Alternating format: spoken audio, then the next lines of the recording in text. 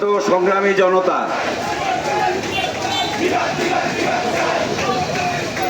আমরা বাংলাদেশের স্বাধীন সার্বভৌম দেশের স্বাধীন নাগরিক। বিভাগ চাওয়াটা আমাদের গণতান্ত্রিক এবং নৈতিক অধিকার।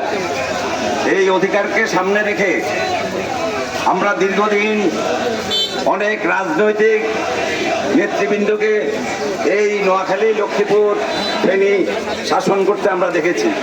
অনেক মন্ত্রী এমপি ছিলেন, কিন্তু এই নোয়াখালীকে বিভাগ করার বিষয়ে তাদের আন্তরিকতা আমরা দেখিনি।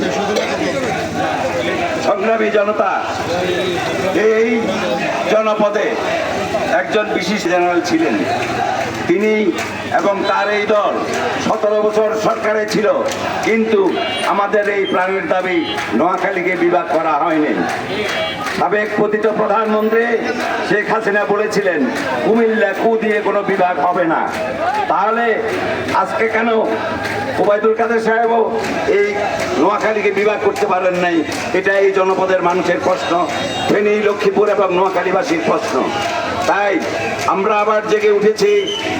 অনেক সূচকের দিক থেকে, বিভিন্ন সূচকের দিক থেকে নোয়াখালী বিভাগকে বিভাগ করার মতো আমাদের এটা যৌক্তিক দাবি।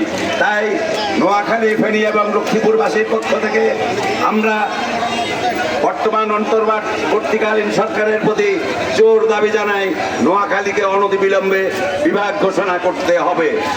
আমাদের এই দাবি উপেক্ষা করার কোনো কারণ নেই। আমাদের সাথে আজকে যদিও এই কোম্পানীগঞ্জ উপজেলায় 3 জন সাংবাদিক সমন্বয় করে এই মানববন্ধনের আয়োজন করেছে।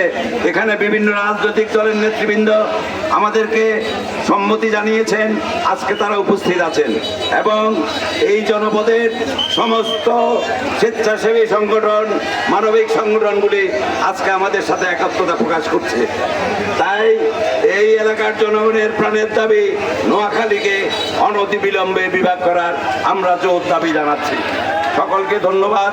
আজকে যারা উপস্থিত হয়েছেন, দুর্যোগপূর্ণ আবহাওয়ায় যারা এতে সম্পৃক্ত, ব্যাপকভাবে আলোচনা করার জন্য এই পর্যায়ে বক্তব্য রাখার জন্য বিনীত আহ্বান জানাচ্ছি কোম্পানি